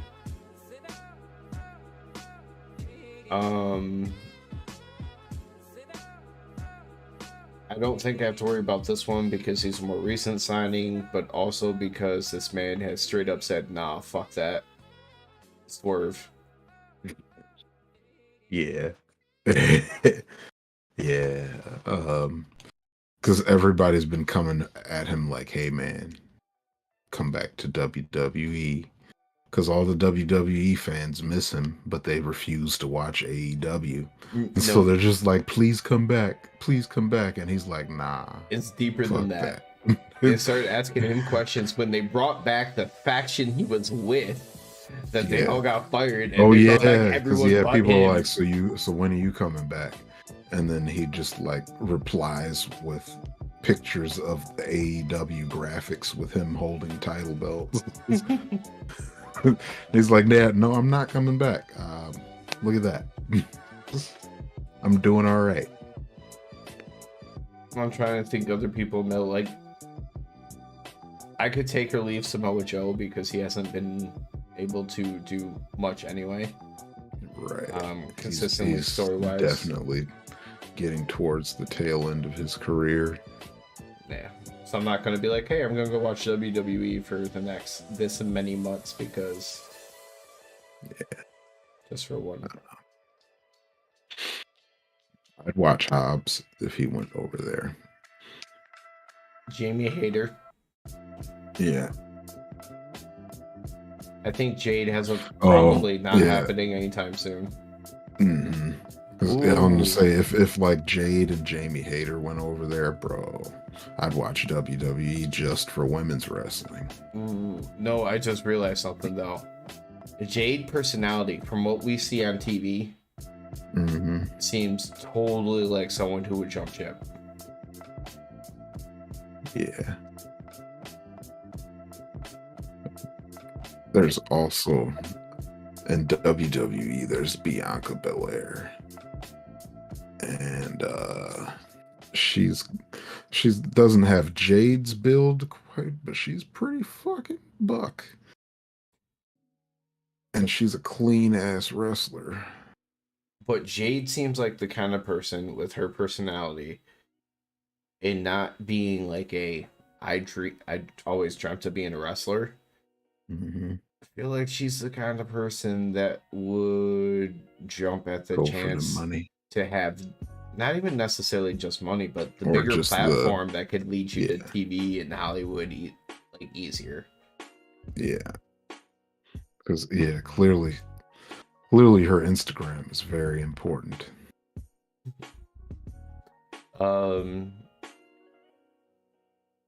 Honestly, I'm trying to think who else gets me really excited. Like, in my head, I thought about Danhausen. I don't want to see Danhausen in WWE.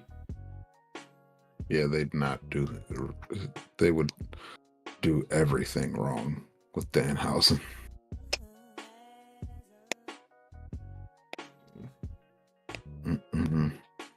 I don't know.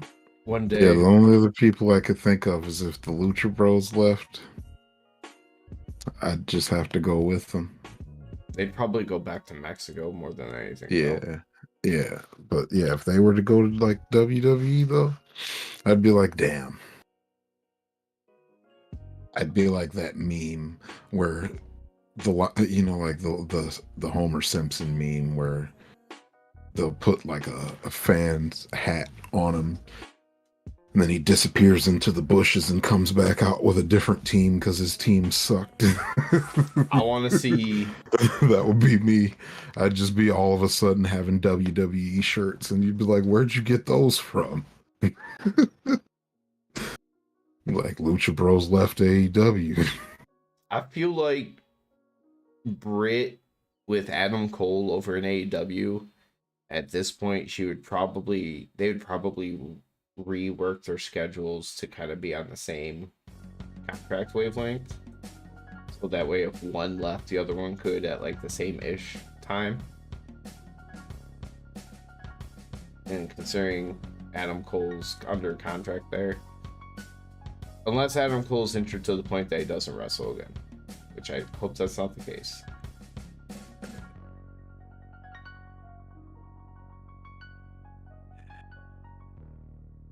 really hope he comes. But yeah, because been real quiet about him.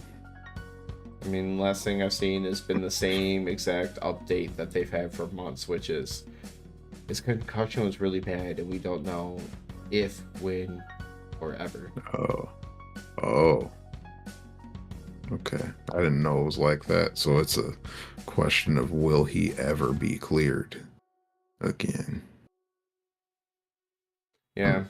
Damn. Partially like that, and also kind of like the general aspect of with concussions, sometimes it's ever hard to predict when you'll fully be recovered. True.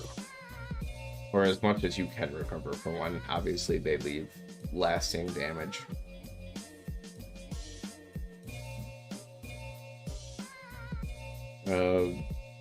Who's another? I wouldn't go back because of Miro.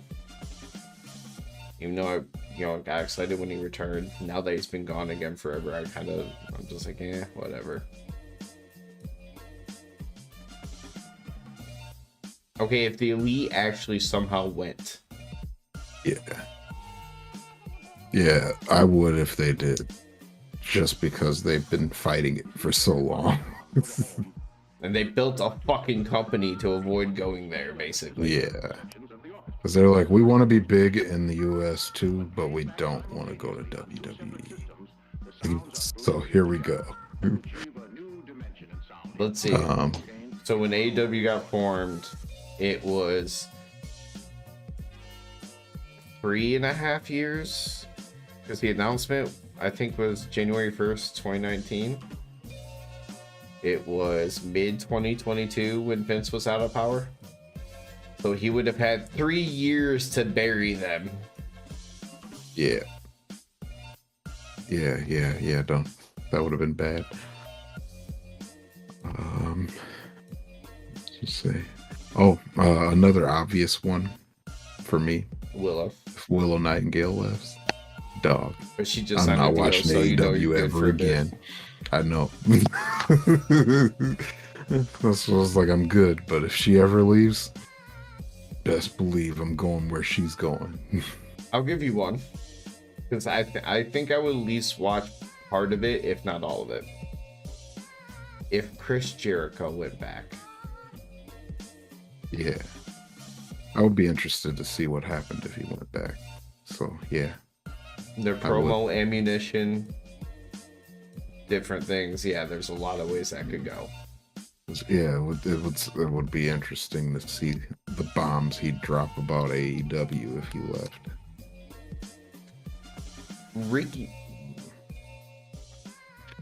Ricky Starks and Hobbs are two that probably depend on what they do between now and the end of their contract. Yeah. They're putting them both in a position where they should be able to start garnering or have already started getting great fan reactions.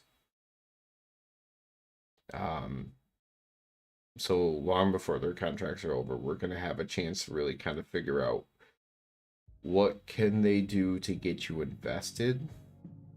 Ricky, we can already know he's capable of whatever. So, But Hobbs, on the other hand, like, time. Your time to figure it out is now. Because they kind of stalled him out by making him look like the weakest of the three in that trio, or that triple threat match. Speaking of which, you want to know what one name that can go to WWE that people say that would totally work within WWE, and I'm just like, cool, have them. Wardlow. Exactly. Yeah, I feel like Wardlow would be boring in WWE. Exactly. If I don't have to watch it, have fun. That's what I'm saying, the opposite direction. I'm like, you could take him since I don't watch it anyway. Okay. I'll trade you. We'll give you Wardlow. You give me. This is actually very tough. This is actually very tough. You get I don't watch enough WWE. You know enough though that you'll gather some of these. Like, give me Rey Mysterio. Wouldn't even crack my top 5. I know. AJ Styles. Okay. You get the forever wanted AJ Styles versus Kenny Omega Bullet Club leader versus next Bullet Club leader match. Because Kenny and the Bucks and all them turned on AJ Styles on his last night in New Japan before he went to WWE. So that could be huge, although it wouldn't be. It'd be a very short-term answer. You named another one earlier. I'm surprised it's not coming to mind right now. Bianca Belair. That would be one that would be huge for now and the entire future of that women's division. I don't know. I just know that I've talked about Bianca Belair a lot because I love Bianca Belair. That would be like having a first-round pick that you know that will contribute immediately, but you also know they are going to be really fucking good for a really long time. I mean, you could say a number of women for similar reasons over at WWE because AEW needs that help. Yeah. Also, yeah, I'm sure they would take just about all of them. Kevin Owens would be amazing. Yeah, I think he would be a good AEW fit because he's like a wrestler in WWE sports entertainment. He has that history with Adam Cole, the Young Bucks, and a bunch of other guys in Ring of Honor. Yeah, that ROH connection. Yep. There's so many people. You could actually say Finn Balor for the same reason as AJ Styles. I just don't like him nearly as much. Wait. The ultimate... You know what? Let's go with... For the NFL... Brock Lesnar. Didn't think about that one. We'll go with the ultimate ring chasing in the NBA, the veterans minimum type of contract. What if you got Edge to show up just for one night? One night only. Edge and Christian one more time. Yeah. Like Christian goes to fuck Jungle Boy and all of a sudden Edge comes out and hits a spear. That would be hype. Oh, but I don't know if I'd ever want to see Edge and Christian face each other.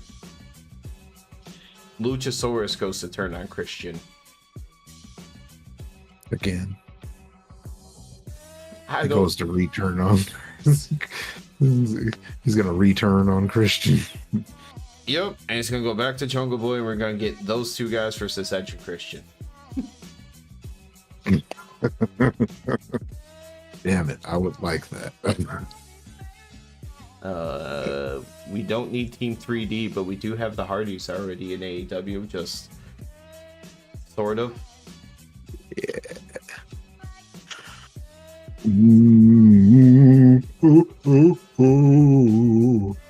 I don't know, but the only other person that I really know that I like in WWE is Seth Rollins. He's kind of one of the ones I would like take or leave. Like I respect him, but also actually, if you've seen enough of him to understand this reference. Then I hate his sling blade. I hate Finn's sling blade, and it's one reason why I absolutely fucking love Penta's sling blade. It actually looks like something that would work on somebody. Yeah. Yeah, Penta's, because Penta's got a sling blade like nobody else. Like, I don't think I've ever seen one that's smooth. Like, he literally hooks it with the left arm, spins around, and fully hooked it with the right arms. The other ones just kind of like, hey, I ran by you and grazed your face, and then I reached back around. I gave you the reach around and pulled you down. Reached around and pulled you down. So. Yeah. Oh, never mind. Doesn't wrestle anymore. I was going to jokingly say Triple H. Yep. Just for... New Day versus Acclaimed. Actually, just a battle of most over. Actually, you actually just hit a big one. If Big E is able to return, the New Day versus the Elite. Yeah. In more than just Street Fighter, like they've done before.